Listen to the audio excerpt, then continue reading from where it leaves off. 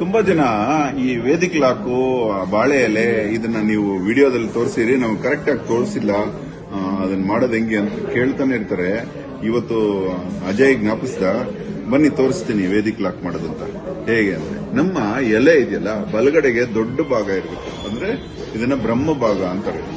ಬಲಗಡೆಗೆ ಇದು ನಮ್ಮ ಎಡಗಡೆಗೆ ಶಿವಭಾಗ ಇರುತ್ತೆ. ಶಿವಭಾಗ ಅಂದ್ರೆ ಕೊನೆ, ಅಂದ್ರೆ ಈ ಕೊನೆ ಶಿವನ ಲಿಂಗದ ಕೊನೆ ಇದ್ದಂಗೆ. ಇದು ಆಕ್ಚುಲಿ ವಿಷಭಾಗ ಅಂತ ಇದನ್ನ ಕಟ್ ಮಾಡ್ತಾರೆ. ಇಲ್ಲಿ ಬ್ರಹ್ಮಭಾಗನ ಬಾಲಭಾಗ ಅಂತ ಕಟ್ ಮಾಡ್ತಾರೆ. ಇದು ಮಧ್ಯದಲ್ಲಿರೋದು ವಿಷ್ಣು ಭಾಗ. ಈ ವಿಷ್ಣು ಭಾಗದಲ್ಲಿ ನಮ್ಮ ನ್ಯೂಟ್ರಿಷನ್ ಇರುತ್ತೆ, ಇದರಲ್ಲಿ ತುಂಬಾ ಅಮೃತ ಇರುತ್ತೆ.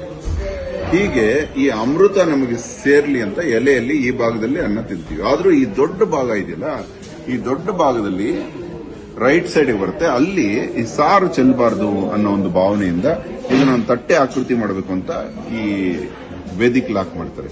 ಬನ್ನಿ, ಈ ಲಾಕ್ ಇದೆಯಲ್ಲ, ಈ ಎಲೆನ ಹೀಗೆ ತಗೊಳ್ಳಿ, ಈ 2 ಬೆರಳು ಹೀಗೆ ತಗೊಂಡು ಈ ಎಲೆನ ಹೀಗೆ ಮಡಚ್ಕೊಳ್ಳಿ.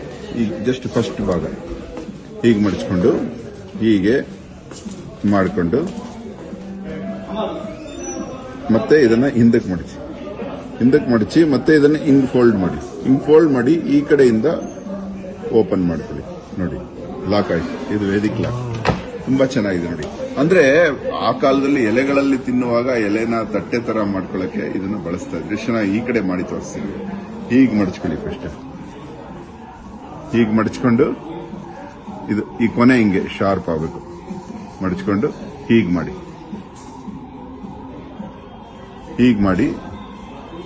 ಹೀಗೆ ಮತ್ತೆ ಇದನ್ನ ಹಿಂದಕ್ಕೆ ಮಡಚಬೇಕು. ಹಿಂದಕ್ಕೆ ಮಡಚಿ ಮತ್ತೆ ಇದನ್ನ ಹಿಂಗೆ ಡಬಲ್ ಫೋಲ್ಡ್ ಮಾಡ್ಕೊಳ್ಳಿ. ಹಿಂಗ್ ಫೋಲ್ಡ್ ಮಾಡ್ಕೊಂಡು ಈ 2 ತೂತಲ್ಲಿ ಸ್ವಲ್ಪ ಬೆರಳು ಮಾಡ್ಕೊಂಡು ಹಿಂಗ್ ಬಿಟ್ಬಿಡಿ. ಇದು ವೇದಿಕ್ ಲಾಕ್ ಆಯ್ತು ನೋಡಿ. ಇವಾಗ ಸಾರು ಚೆಲ್ಲೋದಿಲ್ಲ.